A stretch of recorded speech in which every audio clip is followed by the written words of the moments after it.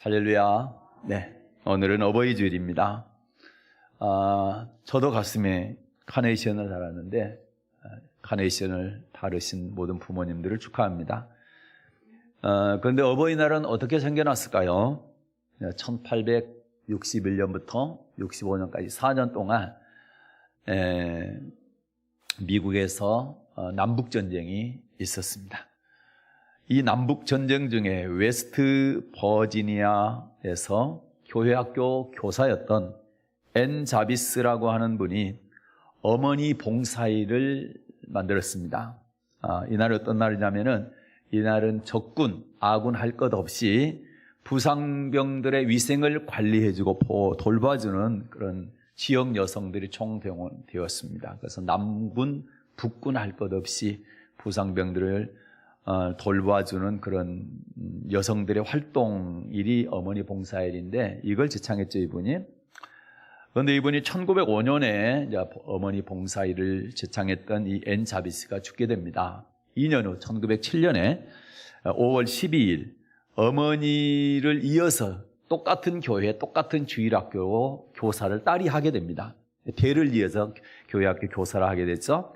그 딸이 돌아가신 어머니를 그리워해서 어머니가 주일학교 교사했던 그 교회에서 기념식을 갖게 됩니다. 그리고 흰 카네이션을, 하얀 카네이션이죠. 그거를 헌화를 하게 됐습니다. 사람들은 이 딸 안나가 어머니를 향해서 기념식을 하고 마음의 표를 하는 것을 보고 감동을 받게 됩니다. 그리고 어머니의 날을 기념하는 것이, 기억하는 것이 굉장히 중요하다 이렇게 인식해서 그 다음에 1908년 5월 10일 같은 교회에서 470명의 학생과 어머니들이 모여서 최초의 어머니 날을 축하를 했습니다. 이때 이제 안나가 참가자 전원에게 어머니가 좋아하던 흰색 카네이션을 이제 전달을 하게 됐고요. 이 때문에 흰색 카네이션이 어머니 날의 이제 상징이 됐습니다. 이후에 안나들은 친구들에게 어머니 날을 만들고 전국 곳곳에 경축할 것을 제안하게 됐고 이것이 미국에 급속도로 퍼져나가게 됩니다. 그래서 마침내 1914년도에 윌슨 대통령이 매년 5월 두 번째 주일, 오늘이 5월 두 번째 주일입니다. 어머니 날로 선포를 하게 돼서 기념일이 되었습니다. 지금도 미국은 5월 두 번째 주일, 그래서 오늘이 미국은 어버이 날이죠. 어머니 날이죠. 두 번째 주일 일요일에 어머니가 생존한 사람들은 빨간 카네이션을, 그리고 어머니가 돌아가신 사람들은 흰색 카네이션을 가슴에 달고 각종 집회를 열고 또 가정에서는 자녀들이 어머니에게 이제 선물을 하는 그런 날이 되었습니다. 우리나라는 1956년도에 국무회의에서 5월 8일을 어머니 날로 제정을 했습니다. 그리고 17년 동안 그렇게 하다가 1973년도에 어머니 날을 어버이날로 바꾸게 됩니다. 그래서 아마 아버지들 때문에 그랬는지는 모르겠지만 어머니 날이 아니라 어버이날로 개칭을 하게 돼서 지금까지 기념식을 해오고 있습니다. 미국은 매년 5월 두 번째 주일인데 왜 한국은 5월 8일로 날짜를 정했을까? 여기에는 의미 있는 설이 있습니다. 5월 8일이 바로 기독교계 여성운동가 조신성 선생의 장례일이었습니다. 조신성 선생이 누구냐면 안창호 등과 함께 독립운동을 했던 여성 독립운동가이고 여성 교육자입니다. 19살 때 남편이 죽었습니다. 그래서 기독교에 입교를 해서 전도 사업에 힘쓰게 됩니다. 미국 선교사의 주선으로 일본 요코하마 전문학교에 입학을 하게 되고 졸업 후에 귀국해서 이화 학당에서 교사를 하게 됩니다. 그러나 얼마 후에 사직을 하고 평양에 있는 진명여학교의 경영권을 인수해서 교장 선생님이 되죠. 그러나 경영난을 겪게 되자 김수철에게 학교를 넘기고 대동군의 한적한 농촌으로 들어가서 전도 사역을 하고 그다음에 부녀들을 계몽하는 그런 계몽운동을 펼치게 됩니다. 1920년에 대한독립청년단에 가입을 해서 독립운동을 하게 되는데 대한독립청년단은 주로 하는 일이 인쇄기를 3대를 설치해 놓고 활자 운동을 했어요. 그래서 사형 선고문, 그 다음에 협박장 경고문 이런 것들을 인쇄해 가지고 일본 관원들이라든지 우리나라 사람들 가운데 친일파들 이런 사람들에게 보내기도 하고 또 재산가들로부터 독립운동 자금을 모아가지고 상해 임시정부로 보내기도 하고 또 우편 호성대를 습격해서 탈취한 돈을 상해 임시정부에 보내기도 하는 그런 활동을 했던 단체입니다. 여성인데도 불구하고 일본 순사들하고 직접 몸으로 싸우는 일까지 하고 참 대단한 운동가였습니다. 이분이 8.15 해방 후에는 평양에서 조선민주여성총동맹 북조선위원회 위원장을 맡았지만 이분이 1945년 11월에 공산당은 내 동포가 아니다 이런 말을 남기고 남한으로 월남을 하게 됩니다. 6.25 전쟁이 일어나자 부산으로 피난을 가게 되고 가난하게 살다가 한 양로원에서 1953년 5월 6일 날 80세의 일기로 소천을 하게 됩니다. 당시 대한부인회 회장이었던 박순천 여사가 상주가 되어서 5월 8일입니다. 5월 8일 날 장례를 치르게 되었는데 이날을 기념해서 어머니 날로 삼게 되었습니다. 그리고 보면 미국은 주일학교 교사였던 어머니를 주일학교 교사였던 딸이 기리면서 어머니 날이 제정이 됐고 한국은 독립운동가이자 기독교인이었던 조신성 선생의 장례일을 어머니 날로 정했습니다. 그래서 어머니 날은 기독교와 뗄 수 없는 깊은 관련이 있다는 사실을 알 수가 있습니다. 붉은 카네이션의 꽃말은 당신을 사랑합니다. 또 분홍색 카네이션은 당신을 열렬히 사랑합니다. 그리고 흰색 카네이션 꽃말은 나의 애정은 살아있습니다. 이런 뜻이라고 합니다. 그리고 흰색 카네이션은 특별히 돌아가신 부모님에 대한 사랑을 뜻하기도 합니다. 그래서 오늘은 어버이 주일과 관련해서 가정 이야기를 하고자 합니다. 룻기입니다. 1장 1절부터 5절을 본문으로 나오미의 신앙교훈이라는 제목으로 함께 은혜 나누겠습니다. 룻기의 시대는 사사시대입니다. 사사들이 치리하던 시대 이렇게 되어 있죠. 성경에서 사사시대는 넓게 계산할 경우 여호수아가 죽던 BC입니다. BC 1390년부터 사울이 왕국을 세웠던 통일왕국, 사울 왕국을 세웠던 1050년까지 330년, 약 40년이죠. 340년간을 봅니다. 최대로 잡았을 때죠. 뭐 중복되고 하는 거 빼게 되면 좀 더 줄어들겠지만 크게 잡았을 때 사사시대를 340년간, BC 1390년부터 BC 1050년까지. 지금부터 약 3000년에서 3400년 전 이야기입니다. 우리나라는 그때요, 단군이 고조선을 세울 때가 BC 2333년이니까 단군이 고조선 세울 때보다 1000년 전 이야기입니다. 아주 오래된 이야기죠.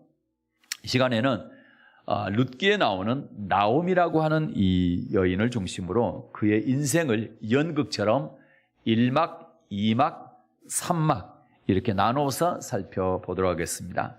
나오미의 인생 제1막입니다. 그의 인생 제1막은 기쁨의 인생이었습니다. 나오미가 살았던 곳은 어디입니까? 베들레헴이었죠. 베들레헴은 잘 알죠. 우리가 다윗의 고향이고 예수님께서 태어나셨던 곳이기도 합니다. 베들레헴의 뜻이 뭐냐면 떡집이라는 뜻입니다. 성경에서 떡은 말씀을 의미할 때가 많이 있습니다. 떡집이라는 얘기는 말씀의 집이니까 하나님의 집이죠. 말씀이 선포되는 성전을 의미하는 것입니다. 나오미의 이름의 뜻이 뭐냐면 나오미의 이름이 나의 기쁨, 나의 기뻐하는 자, 기쁨이라는 뜻이 있습니다. 나오미의 이름의 뜻이. 나오미는 유다지파로서 베들레헴에서 남편 엘리멜렉과 결혼을 해서 두 아들입니다. 말론과 기론을 낳고 그 이름처럼 풍족하고 그리고 기쁘게 살았음을 알 수가 있습니다. 룻기 1장 21절 볼게요. 그 앞쪽만 보겠습니다. 룻기 1장 21절 받들어 읽겠습니다. 내가 풍족하게 나갔더니, 아멘. 자, 내가 풍족하게 나갔더니, 그러면 베들레헴에 살 때에 모압으로 떠나기 전에 어떻게 살았냐? 풍족하게 살았다는 얘기입니다. 네. 그래서 나오미의 인생 제1막은 남편과 또 두 아들과 함께 기쁨으로 풍족하게 행복하게 살았다는 것을 알 수가 있습니다. 그래서 나오미의 제1막 인생은 어떤 인생이었느냐? 기쁘고 행복하게 또 풍족하게 사는 인생이었다. 나오미의 인생 제2막은 어떤 인생이었을까요? 괴로운 인생이었습니다. 네. 괴로운 인생. 베들레헴에 흉년이 들었습니다. 그러자 나오미의 가족은 베들레헴을 떠나서 이방 지역인 모압 지방으로 이민을 가게 됩니다. 룻기입니다. 1장 1절 2절 읽겠습니다. 룻기 1장 1, 2절입니다. 받들어 읽겠습니다. 사사들의 치리하던 때에 그 땅에 흉년이 드니라. 유다 베들레헴에 한 사람이 그 아내와 두 아들을 데리고 모압 지방에 가서 우거하였는데 그 사람의 이름은 엘리멜렉이요 그 아내의 이름은 나오미요 그 두 아들의 이름은 말론과 기련이니 유다 베들레헴 에브라 사람들이더라. 그들이 모압 지방에 들어가서 거기 유하더니. 아멘. 자, 베들레헴에서 흉년이 들자 어디로 이사 갑니까? 모압으로 이사를 가게 되죠. 베들레헴에서 모압으로 이사 갔다는 의미가 뭘까요? 예수 믿는 사람이 베들레헴에 아까 뭐라고 그랬어요? 떡집이라 했잖아요. 하나님의 말씀의 집, 성전, 교회를 말합니다. 예수 믿던 사람, 교회 다니던 사람이 흉년이 오니까, 흉년이 오면 어떻습니까? 경제적으로 어려움이 오죠. 예, 경제적인 어려움이 오자 교회를 떠나서 모압으로, 세상으로 떠났다는 이야기가 됩니다. 그러자 나오미의 제2막 인생, 베들레헴을 떠나서 모압에서 살았던 2막 인생이 어떻게 펼쳐지게 되느냐? 3절부터 5절입니다. 아들 읽겠습니다. 나오미의 남편 엘리멜렉이 죽고 나오미와 그 두 아들이 남았으며 그들은 모압 여자 중에서 아내를 취하였는데 하나의 이름은 오르바요 하나의 이름은 루시드라. 거기 간 지 10년 즈음에 말론과 기련 두 사람이 다 죽고 그 여인은 두 아들과 남편의 뒤에 남았더라. 아멘. 모압으로 이사 간 다음에 어떻겠습니까? 남편이 먼저 죽었죠. 그리고 아들 둘을 장가 보냈는데 10년쯤 돼가지고 두 아들도 죽게 됐습니다.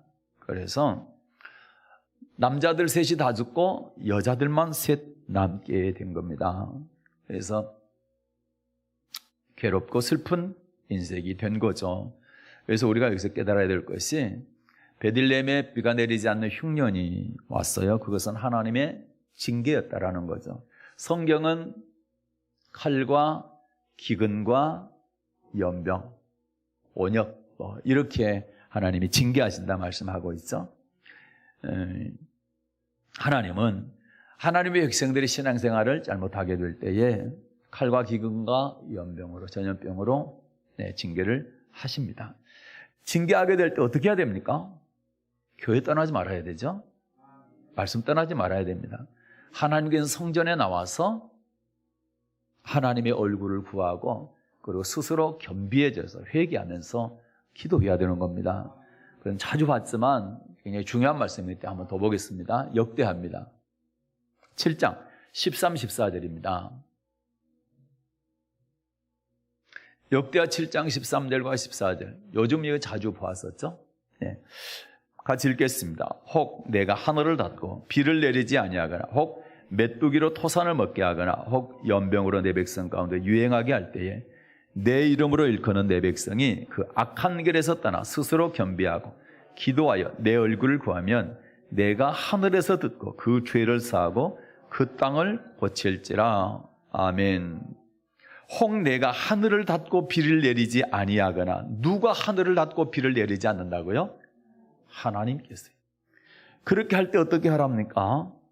자, 14절을 보면 내 이름으로 일컫는 내 백성이 그 악한 길에서 떠나 스스로 겸비하고 기도하여 내 얼굴을 구하면, 스스로 겸비해서 회개하고 기도하게 되면 하늘에서 들으시고 그 기도를 들으시고 그 그 죄를 용서하고 그 땅을 고쳐주겠다. 이렇게 약속하셨습니다. 그럼 비가 내리지 않는 땅을 고치면 어떻게 합니까? 비가 내리는 땅으로 만들어주겠다는 겁니다. 이것이 하나님의 약속인 것입니다. 그래서 나오미와 그 가족들이 흉년이 들었을 때 모압으로 가면 안 되고 베들레헴에서 하나님의 말씀을 듣고 하나님께 기도해야 되는 그런 상황이었던 거죠. 그런데 그렇지 않고 모압으로 떠나게 된 겁니다. 교회를 떠나 세상으로 가게 된 겁니다. 그 결과 나오미 가족은 남자들이 다 죽습니다. 그리고 나갈 때 풍족히 가지고 나갔던 모든 재산들이 다 텅 비게 됩니다. 아무 재물이 없이 빈털터리가 되고 말았습니다. 그러니까 슬프고 괴로운 인생이 된 겁니다. 여러분, 교회 생활하다가 흉년 같은 이런 어려움을 만났을 때 절대로 교회 떠나지 마십시오. 절대로 말씀 떠나서는 안 됩니다. 만약에 하나님의 사람들이 교회를 떠나 말씀 떠나게 되면 나오미의 가족처럼 전보다 더 큰 어려움이 오게 되는 것입니다. 그 이유가 있습니다. 그것은 바로 교회를 떠나서 세상으로 나가게 되면 믿음이 급격히 떨어지기 때문에 그렇습니다. 아브라함의 조카가 롯입니다. 롯이 성경에 보면 의로운 롯이다 이렇게 되어 있습니다. 의로운 사람이라는 얘기는 말씀에 순종하는 사람이었습니다. 그러나 그가 소돔과 고모라 땅에 살면서 그들의 불법한 행실, 음란한 행실을 날마다 보고 들음으로 말미암아 그 의로운 롯의 심령이 상했다. 이렇게 성경을 말씀하고 있죠. 심령이 상했다라는 얘기는 그의 믿음이 급격히 떨어졌다는 얘기가 되는 것입니다. 다윗이라고 하는 정말 대단한 믿음의 용사가 있습니다. 정말 좋은 믿음을 갖고 있었던 사람이죠. 그런데 그도 부하들 전쟁터에 보내고 지붕에 올라가서 기도해야 될 것인데 기도하지 아니하고 세상을 바라보게 될 때에 여인이 눈에 들어오게 되고 그에게 욕심을 품게 되고 그 여인을 데려다 간음을 하고 그리고 임신을 시키고 그 남편을 죽이게 됩니다. 다윗같이 믿음 좋은 사람이 그런 엄청난 죄를 저지르게 된 것이 세상 바라보게 될 때 그렇게 된 것입니다. 그래서 여러분, 우리는 절대로 세상으로 나가면 안 되는 겁니다. 교회 안에 어려움은 당연히 옵니다. 왜 그렇습니까? 우리가 잘못됐을 때 그걸 고치고 반드시 천국 가는 믿음으로 하나님께서 만들기 위해서 그렇다. 또 믿음이 좋은 사람도 믿음의 시련이 있을 수가 있죠. 그거는 여러 가지 시험을 아까 베드로전서 1장 6절과 7절을 읽었는데 거기에 그 믿음의 시련이 나옵니다. 예수 잘 믿는 사람들도 믿음의 시련이 있는데 그거는 우리를 정금보다 금보다 더 귀한 믿음으로 만들어서 연단을 잘 시켜가지고 주님 재림 전에 엄청난 환난 있죠. 그런 환난을 잘 이기고 예수님 재림 때 영광과 칭찬과 존귀를 얻게 하기 위해서 그렇게 하는 것이다 라는 사실을 우리는 기억해야 됩니다. 모압에서 아주 괴로운 제2박 인생을 살던 나오미가 10년 만에 베들레헴에 하나님께서 양식을 주셨다. 다시 베들레헴에 풍족하게 되었다라는 소식을 듣게 됩니다. 그래서 베들레헴으로 돌아가기로 마음을 먹게 됩니다. 그리고 며느리들에게 이제 돌아가라고 친정으로 돌아가고 자기 혼자 베들레헴에 돌아가려고 그랬는데 둘째 며느리는 돌아갔어요, 친정으로. 그러나 큰 며느리 룻은 절대로 어머니 끝까지 따라가겠습니다 해서 큰 며느리 룻과 함께 고향으로 돌아가게 됩니다. 고향 베들레헴에 딱 도착하니까 성읍 사람들이 나오미를 보고 떠들기 시작합니다. 떠든 내용은 나오지 않았지만 자, 룻기 1장 19절 볼까요? 성읍 사람들이 룻 때문에 떠들기 시작하는데 한번 볼게요. 룻기 1장 19절 읽겠습니다. 이에 그 두 사람이 행하여 베들레헴까지 이르니라. 베들레헴에 이를 때에 온 성읍이 그들을 인하여 떠들며 이르기를 이가 나오미가 아니냐 하는지라. 아멘. 온 성읍이 나오미 때문에 떠들었죠. 이 사람이 나오미가 아니냐. 왜 그랬을까요? 아마 성경은 기록되지 않았지만 이렇게 생각해 볼 수가 있어요. 10년 전에 남편과 두 아들 데리고 풍족하게 살던 그런 나오미가 흉년이 임하자 모압으로 갔지 않았느냐. 그 나오미가 지금 돌아왔단 말이죠. 여기 살 때 항상 기쁨이 넘쳤던 그리고 행복했던 그 여인 나오미가 아니냐. 그런데 10년 만에 돌아왔는데 남편과 두 아들 어디 갔나? 남편과 두 아들이 없고 돌아올 때 보니까 빈손으로 돌아오는 거예요. 갈 때 나갈 때는 풍족하게 나갔는데 빈손으로 돌아왔다. 그리고 왜 행색이 왜 저려냐? 이런 식으로 아마 그 고향 사람들이 깜짝 놀랐겠죠. 당신이 진정 그때 풍족하게 기쁨으로 살았던 그 여인이 맞냐? 그 가족들, 남편과 아들은 다 어디 가고, 그리고 그 많은 재산은 다 어떻게 되고, 당신 혼자, 그리고 며느리 하나 데리고 달랑 이렇게 빈손으로 돌아왔느냐? 이렇게 얘기를 했겠죠. 그때 이제 나오미가 그 성읍 사람들에게 이렇게 대답을 합니다. 20절 보겠습니다. 읽습니다. 나오미가 그들에게 이르되 나를 나오미라 칭하지 말고 마라라 칭하라. 이는 전능자가 나를 심히 괴롭게 하셨음이니라. 아멘. 나를 나오미라 칭하지 말고 마라라 칭하라. 무슨 뜻일까요? 나오미라 아까 말씀드렸처럼 나오미라는 뜻이 기쁨이라는 뜻이라고 그랬어요. 마라는 뭡니까? 쓰다는 뜻이나 쓰다. 그리고 괴롭다 이런 뜻입니다. 나오미라 부르지 말고 마라라 불러달라. 이 얘기는 제가 옛날에는 기쁨의 사람이었지만 지금은 괴로운 사람입니다. 그러니까 지금 기쁨의 사람 나오미라고 부르지 말고 괴로운 사람 마라라 불러주세요. 이렇게 얘기한 거죠. 베들레헴 사람들이요, 여러분이요, 제가 10년 전 여기 살 때는 기쁨으로 살았어요. 그래서 나오미가 맞아요. 그런데 지금 모압으로 가서 10년 동안 살면서 제게 기쁨 사라졌어요. 그리고 괴로움이 임했어요. 그래서 나는 괴로운 여인 말합니다. 그래서 나는 나오미라 부르지 말고 마라라 불러주세요. 이렇게 얘기합니다. 참 가슴이 저리고 아픈 이야기입니다. 여러분, 베들레헴에 살 때 기쁨과 행복으로 살았어요. 남편과 두 아들과 함께. 그런데 흉년을 피하려다가 풍족한 재산 다 팔아서 모압 땅으로 이사 갔어. 남편 죽었어요. 두 아들 죽었어요. 빈털터리 떼서 거지가 됐어요. 그리고 며느리 하나 달랑 데리고 고향으로 돌아왔어요. 그런데 누가 이렇게 나오미를 심히 괴롭게 했다고 말하고 있어요? 전능자가. 나를 나오미라 칭하지 말고 마라라 칭하라. 그 이유는 전능자가 나를 심히 괴롭게 하셨습니다. 누가 이렇게 했다고요? 전능자가. 전능자가 누굽니까? 하나님께서 그렇게 하셨다는 거예요.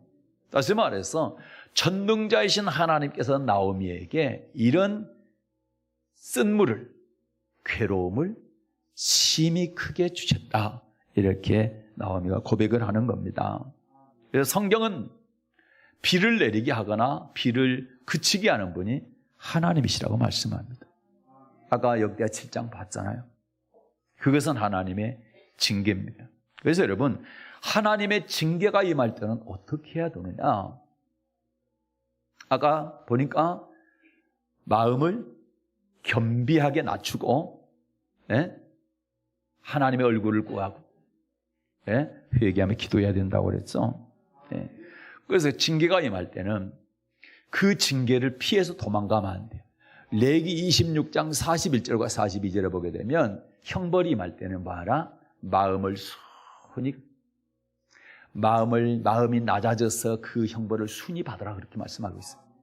그렇게 네 마음이 낮아져서 그 징계를 순하게 받으면, 잘 받아들이고 아멘하고 그냥 받아들이면, 그러면 하나님께서 아브라함과 이삭과 야곱에게 약속하셨던 그 약속을 기억하시겠다, 권고하시겠다, 기억하시겠다, 그렇게 말씀합니다. 그래서 우리는 도망갈 생각하면 안 돼요. 도망가서 해결될 일이 아니에요. 그것은 하나님께서 나를 그치게 해주도록 내가 기도해야 되는 것이다. 그런데 여러분, 나오미 가족은 어떻게 했어요? 베들레헴에서, 떡집에서, 하나님의 집에서 모압으로, 세상으로 가게 된 거죠. 하나님이 절대 기뻐하지 않는 겁니다. 하나님께서 말씀하신 거 거꾸로 했잖아요. 그러니까 더 큰 어려움이 오게 된 거죠. 나오미의 고백을 통해서 알 수가 있어요. 자, 20절과 21절 보겠습니다. 룻기 1장 20절과 21절입니다. 보겠습니다. 나오미가 그들에게 이르되 나를 나오미라 칭하지 말고 마라라 칭하라. 이는 전능자가 나를 심히 괴롭게 하셨습니다. 내가 풍족하게 나갔더니 여호와께서 나로 비어 돌아가게 하셨느니라. 여호와께서 나를 징벌하셨고 전능자가 나를 괴롭게 하셨거늘 너희가 어찌 나를 나오미라 칭하느냐 아니라. 아멘. 누가 나오미를 심히 괴롭게 했다고요? 전능자가요. 누가 나갈 때는 풍족해 나갔지만 돌아올 때는 비어 돌아오게 했다고요? 여호와께서요. 누가 나오미를 징벌했다고요? 여호와께서요. 누가 나오미를 괴롭게 했다고요? 전능자이신 여호와께서. 이 하나님의 말씀입니다. 그러면 나오미는 베들레헴에 떠났던 것을 잘못했다는 것을 알게 된 것이죠. 그 전에 알았으면 얼마나 좋아요. 가서 10년 동안 살아보고 알게 된 거예요. 여러분, 절대 하나님 떠나면 안 됩니다. 절대 말씀 떠나면 안 됩니다. 절대 교회 떠나면 안 됩니다. 나오미가 그걸 보여준 거예요. 그걸 고백한 거예요. 네. 우리는 이렇게 되기 전에 미리 깨닫고 떠나지 말자는 거예요. 떠나서 고통당하지 말고 괴로움 당하지 말고 쓴물 만나지 말고 말입니다. 13절에서도 같은 고백을 해요. 룻기 1장 13절 받들어 읽겠습니다. 너희가 어찌 그것을 인하여 그들의 자라기를 기다리냐. 어찌 그것을 인하여 남편 두기를 멈추겠냐. 내 딸들아 그렇지 아니하라. 여호와의 손이 나를 치셨으므로. 아멘. 여호와의 손이 나를 치셨으므로. 여호와의 손이 나를 치셨으므로. 많은 사람들은 오해합니다. 뭐가 잘못되면 마귀가 그렇게 했다 얘기하는데 그게 아니에요. 물론 마귀를 하나님께서 허락하니까 마귀가 그렇게 합니다. 그러나 그것 또한 마귀가 한 것도 하나님께서 허락하여야 하는 거예요. 그래서 여호와의 손이 나를 치셨다. 욥도 마찬가지로 욥을 칠 때 마귀가 쳤지만 하나님께서 그렇게 치라고 허락한 거죠. 궁극적으로는 다 하나님의 뜻 안에 있는 겁니다. 여러분, 우리는 하나님을 전적으로 인정해야 되는데 하나님을 인정하지 않고 하나님을 멀리하거나 하나님을 배반하거나 하나님을 떠나거나 그래서는 안 되는 거예요. 하나님을 떠난다는 게 교회를 떠난다 또는 말씀을 떠난다는 것이 하나님을 떠나는 것과 같은 이야기가 되는 것입니다. 그래서 하나님이 이렇게 나오미의 가정을 괴롭게 하시고 있는 재산까지 다 탕진하게 만들고 그리고 징벌하시고 그 다음에 하나님이 치셨다 이렇게 말씀하고 있는 왜 그렇게 하셨나? 간단합니다. 계속 반복되는 이야기입니다. 베들레헴을 떠나서 모압으로 갔기 때문에, 말씀을 떠나서 세상으로 갔기 때문에, 교회를 떠나서 세상으로 나갔기 때문에 그런 겁니다. 예. 그러나 회복하려면 간단해요. 어떻게 하면 돼요? 세상을 끊고 말씀으로 돌아오면 됩니다. 만약에 그게 없다고 그러면 여러분 우리는 참 절망스럽죠. 그러나 절망 가운데 소망이 있고 희망이 있는 것은 돌아오면 다시 회복시켜준다. 돌아오면 회복시켜줄 뿐만 아니라 그 이전보다 더 복을 주신다. 네, 그 말씀을 꼭 믿으시기를 바랍니다. 여러분 다시 부탁드립니다. 어려움을 만났다고, 교회 생활하다가 신앙생활하다가 어려움을 만났다고 나오미처럼 세상으로 가지 마십시오. 반드시 교회에서 마음을 낮추고 그리고 그 어려움을 잘 받아내시고 순히 잘 견디시고 그리고 하나님의 자비를 구하는 기도를 하게 되면 다시 하나님께서 회복시켜 주실 것입니다. 그날을 사모하면서 또 기다리면서 기대하면서 그렇게 하실 수 있기를 바랍니다. 그래서 여러분 나오미의 인생 제1막은 기쁨의 인생이었습니다. 제2막은 어려움이 닥치니까 모압으로 내려가 세상으로 나갔다가 거기서 10년 동안 산 결과 아주 괴로운 인생이 됐습니다. 고통스러운 인생, 슬픈 인생이 되었죠. 나오미의 인생 제3막입니다. 결론입니다. 제3막은 어떤 인생이었을까? 영광스러운 인생이 됐습니다. 룻기입니다. 4장 13절부터 17절을 보겠습니다. 룻기 4장 13절부터 17절 받들어 읽겠습니다. 이에 보아스가 룻을 취하여 아내를 삼고 그와 동침하였더니 여호와께서 그로 잉태케 하심으로 그가 아들을 낳은지라. 여인들이 나오며 이르되 찬송할지로다. 여호와께서 오늘날 내게 기업 물을 자가 없게 아니하셨다.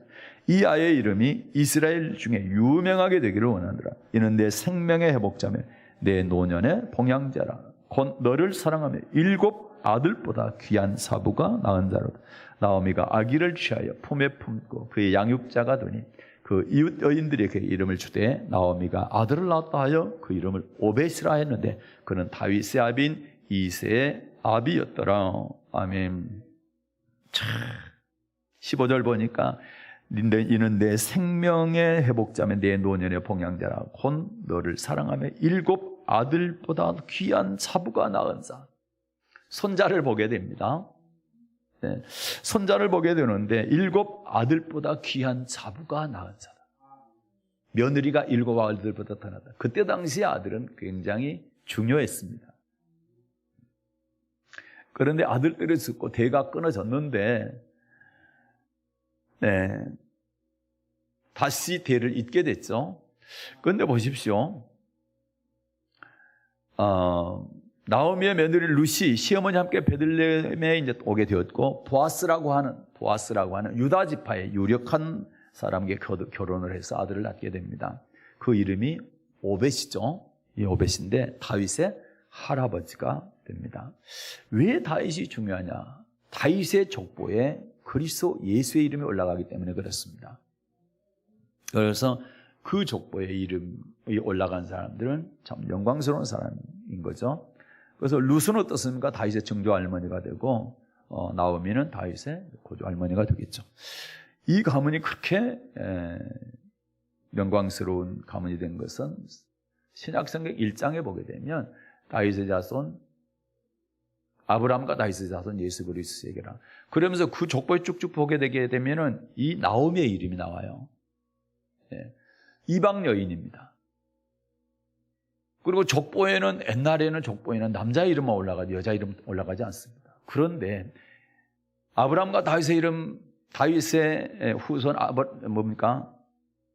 그리스도 예수의 세계다 그렇게 하면서 쭉 나가면서 나오미의 이름이 나옵니다. 룻의 이름이 나와서 이거는 얼마나 큰 영광입니까? 남자들도 올라가기 힘들고 그리고 남자가 다 올라간 게 아니고 특별히 예수 그리스도의 족보에 올라가는데 그 이름이 올라간다는 것이 얼마나 영광스럽습니까? 네. 그래서 나오미의 가정이 이렇게 회복될 뿐만 아니라 아주 영광스러운 가문이 되게 되는데 그렇게 된 데는 2가지 이유가 있습니다. 그 2가지를 보고 마칠게요. 자, 첫째는 베들레헴으로 돌아왔기 때문에 그렇습니다. 모압에 계속 있었다면 이런 영광스러운 일이 일어날 수가 없는 거예요. 예. 그래서 반드시 여러분 우리가 뭔가 잘못됐다 할지라도 주저앉으면 안 돼요. 실망하고 절망하면 안 돼요. 그런 가운데 바라봐야 될 분이 있는데 그분이 바로 하나님이세요. 예. 꼭 그렇게 할 수 있기를 바랍니다. 그래서 내가 지금의 상황 현실을 보고 거기 주저앉아 버리고 포기하고 있다고 한다면 나의 삶은 계속 그대로 또는 더 나쁜 상황으로 갈 수밖에 없습니다. 그러나 그런 상황일수록 그때 하나님께서 바라시는 거, 원하시는 건 뭐냐? 나를 바라보라는 거예요. 나하고 좀 대면하자는 겁니다. 그래서 하나님을 찾으시기 바랍니다. 자, 신명기 30장에서 그 약속을 하고 있죠. 자, 신명기 30장 1절부터 5절 볼게요. 자, 신명기 30장 1절부터 5절 받들어 읽겠습니다. 내가 내게 진술한 모든 복과 저주가 내게 임함으로 내가 내 하나님 여호와께 쫓겨간 모든 나라 가운데서 이 일이 마음에서 기억이 나거든 너와 내 자손이 내 하나님 여호와께로 돌아와 내가 오늘날 내게 명한 것을 온전히 따라서 마음을 다하고 성품을 다하여 여호와의 말씀을 순종하면 내 하나님 여호와께서 마음을 돌이키시고 너를 긍휼히 여기사 내 포로를 돌리시되 내 하나님 여호와께서 너를 흩으신 그 모든 백성 중에서 너를 모으시리니 너의 쫓겨간 자들이 하늘까지 있을지라도 내 하나님 여호와께서 거기서 너를 모으실 것이며 거기서부터 너를 이끄실 것이라 내 하나님 여호와께서 너를 내 열조가 얻은 땅으로 돌아오게 하사 너로 다시 그것을 얻게 하실 것이며 여호와께서 또 내게 선을 행하사 너로 내 열조보다 더 번성케 하실 것이며. 아멘. 여기서 보게 되면 복과 저주가 임하면, 저주가 임했을 때, 징계가 임했을 때, 그리고 가장 큰 징계가 뭡니까? 포로로 잡혀가는 겁니다. 나라가 멸망당하고 그리고 포로로 잡혀가는 가장 큰 징계잖아요. 그런 상황이 있다 할지라도, 그 안에 있는 거 다 포함합니다. 그런 상황이 있다 할지라도 말씀을 기억하라는 겁니다. 그리고 다시 하나님께로 돌아와서 그 말씀에 순종하게 되면 내가 반드시 다시 되돌아오게 한다. 회복시켜준다 이 말입니다. 그리고 그 마지막 절을 보니까 내 열조보다 더 번성하게 하실 것이다. 더 크게 번성하게 해주겠다. 잘되게 해주겠다. 이 약속입니다. 그래서 나오미가 1막 인생에서 괜찮았어요. 제 2막에서 완전히 망했어요. 그런데 제 2막 인생에서 다시 하나님을 찾은 겁니다. 베들레헴, 말씀의 집 베들레헴으로 다시 돌아온 겁니다. 하나님의 말씀을 다시 붙잡은 거예요. 그러니까 회복시켜 주신 거죠. 회복시켜 줬는데 회복 정도가 아니고요, 1막 인생 정도가 아니라 제 3막은 어떻습니까? 예수 그리스도의 족보에 영광스러운 이름이 올라가지 않습니까? 참 대단한 영광스러운 그런 가문이 되잖아요. 이런 영광을 얻을 수, 그러니까 이전보다 더 큰 복을 받게 된 것이지 않습니까? 그러니까 나오미가 이렇게 제3막 인생에서 완전히 역전되는 이런 인생으로 바뀌게 된 건 뭡니까? 첫째는 하나님께로 돌아왔다, 말씀으로 돌아왔다, 베들레헴으로 돌아왔기 때문에 그렇습니다. 혹시 여러분 가운데 어려움을 당하신 분 계시면 반드시 교회로, 말씀으로 하나님께로 돌아오십시오. 그럼 회복되고 이전보다 더 큰 복이 있게 될 줄로 믿습니다. 두 번째는 며느리 룻의 하나님 공경, 그 다음에 시어머니에 대한 공경입니다. 하나님을 잘 섬기고 어머니, 부모님을 잘 섬기게 될 때 이런 놀라운 역사가 일어납니다. 룻기입니다. 1장 16, 17절 받들어 읽겠습니다. 룻이 가로되 나로 어머니를 떠나며 어머니를 따르지 말고 돌아가라 강건하지 마옵소서. 아버지께서 가시는 곳에 나도 가고 어머니께서 가시는 곳에 나도 가고 어머니께서 유식하시는 곳에 나도 유식하겠나이다. 어머니의 백성이 나의 백성이 되고 어머니 하나님이 나의 하나님이 되시리니 어머니께서 죽으시는 곳에 나도 죽고 거기 장사될 것이라. 만일 내가 죽는 일 외에 어머니와 떠나면 여호와께서 내게 벌을 내리시고 더 내리시기를 원하나이다. 아멘. 참, 이 룻의 결단을 보십시오. 아니, 친정으로 뭐 자식 딸린 것도 아니고 친정으로 돌아가면 되잖아요. 그런데 그렇지 않습니다. 이 시어머니를 끝까지 따르겠다는 겁니다.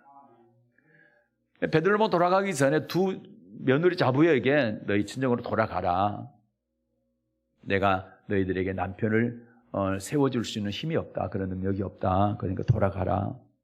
새 출발을 하라 얘기합니다. 그러나 둘째 며느리는 돌아갔어요. 그러나 이 큰 며느리가 하는 말이 그럽니다. 어머니 제발 나한테 돌아가라고 강권하지 마세요. 어머니 가시는 곳에 나도 가고요, 어머니께서 유숙하는 곳에 머무는 곳에 제가 머물 겁니다. 어머니의 백성이 제 백성이 되고요, 어머니가 섬기는 하나님이 제 하나님이 될 거예요. 그리고 어머니께서 죽으시는 그곳, 어머니께서 죽어서 장사되는 그곳에 저도 장사하게 될 것이고요, 만일 내가 죽는 일 외에 어머니 떠나면 하나님께서 내게 벌 위에 벌 내리기를 원합니다. 정말 대단합니다. 네. 이 정도 부모를 사랑하고 부모님을 공경한다고 한다면 하나님 복을 안 줄 수가 없는. 네. 그는 모압 족속으로서 하나님을 믿는 백성이 아니에요. 근데 그가 종교를 바꾸는 거예요. 누구 때문에요? 어머니 때문에요. 어머니가 믿는 하나님 믿겠다는 겁니다. 어머니가 섬기는 하나님이 내 하나님이 될 거라는 겁니다. 하나님을 잘 섬기고 어머니를 잘 섬겼어요. 그러니까 룻이 두 가지 약속을 어머니한테 하는 거죠. 어머니 곁을 절대 떠나지 않고 끝까지 봉양하겠습니다. 또 하나는 어머니 섬기는 하나님 제가 잘 섬기겠습니다. 룻이 고백하게 될 때 하나님께서 이 룻을 인정을 하게 됩니다. 그래서 마태복음 1장에 족보에 룻의 이름이 들어가게 된 겁니다. 그리고 룻은 시어머니가 약속한 대로 얼마나 시어머니 말에 순종을 잘하는지 몰라요. 한 군데만 볼게요. 룻기 3장 5절 보겠습니다. 룻기 3장 5절 받아 읽겠습니다. 룻이 시므에게 이르되 어머니의 말씀대로 내가 다 행하리이다 하니라. 그가 타작마당으로 내려가 시므의 명대로 다 하니라. 아멘. 보아스에게 밤에 찾아가라는 건데 그것까지 하는 거예요. 시어머니가 시키는 대로 하는 겁니다. 명한 대로 다. 모든 말을 순종을 하게 됩니다. 그리고 이 시어머니는 며느리를 자기 친딸처럼 여겼어요. 그런 고부간의 사이가 되니까 참 하나님께서 정말로 좋아하세요. 그래서 이렇게 복을 주게 된 줄로 믿습니다. 성경은 그렇죠. 에베소 6장 1절부터 보게 되면 네 부모를 주 안에서 순종하라. 이것이 옳으니라. 내 아버지와 어머니를 공경하라. 이것이 약속 있는 첫 계명이니 네가 땅에서 잘 되고 장수하리라. 이렇게 말씀하고 있습니다. 오늘 복음서 읽었던 것처럼 예수님께서도 마가복음 10장 19절에서 계명 지키라 이렇게 말씀하면서 내 부모를 공경하라 였느니라. 그래서 부모 공경에 대해서 말씀하고 있어요.